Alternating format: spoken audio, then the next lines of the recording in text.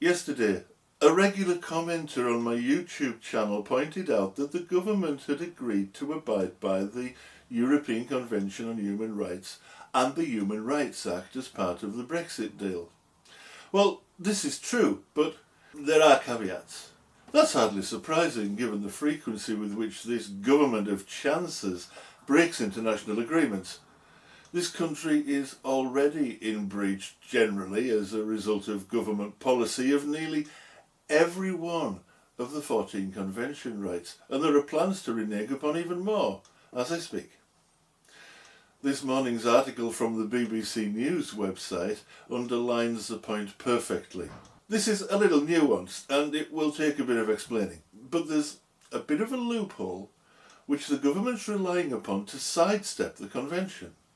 The conditions that apply to allow this are Article 15 of the European Convention itself, which allows countries to derogate, effectively put to one side, other articles of the Convention in times of emergency. This was accepted into the UK legal system by the Judicial Chamber of the House of Lords in 1966. At the time, it was the highest court in the land. The conditions that allow this are very limited. In time of war or other public emergency threatening the life of the nation, only to the extent strictly required by the exigencies of the situation, any derogation must not be inconsistent with the state's other obligations under international law. In reforming the Human Rights Act, the British legislation mirroring the ECHR, the government's relying upon Article 15, the right to derogate, to create laws that are incompatible with European human rights. Since the British courts are bound to apply British law, all they can do is issue a declaration of incompatibility and give leave to appeal to a higher court.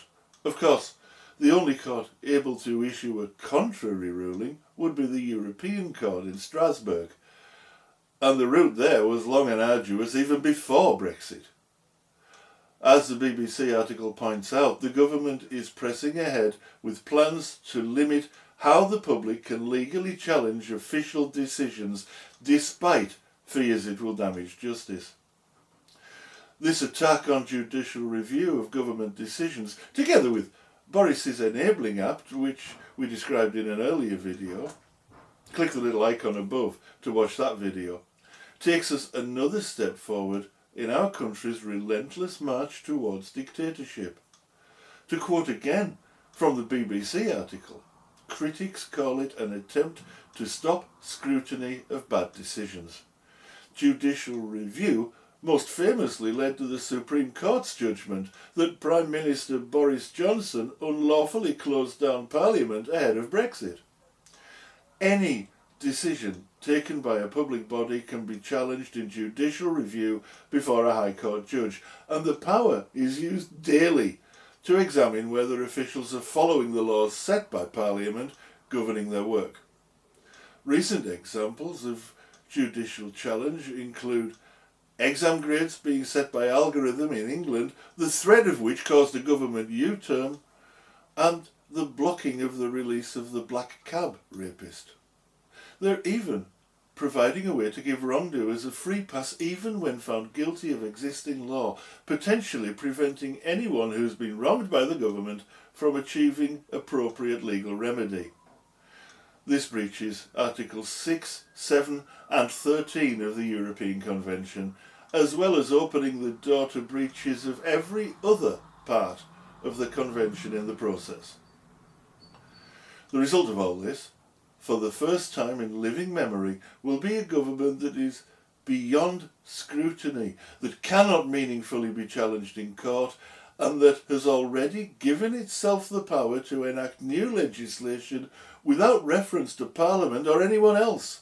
On one occasion, they did this at 15 minutes to midnight the day before the new offence came into force, leaving no time for anyone to become familiar with their obligations before committing a brand new crime. This was the law issued in September 2020 that limited drinkers to groups of 6, but allowed fox hunters, itself ostensibly illegal in most circumstances, and grouse shooters to meet in whatever size group they wished. Pubgoers and restaurant patrons faced a £100 fine and a criminal record, without notice, the very next day. Stephanie Boyce, who's president of the Law Society, said, "There is a great deal here that should ring alarm bells for people who come up against the might of the state. Once again, the Johnson regime is dragging our long-standing, traditional and internationally respected democracy over the coals, and the outcome will not be pretty."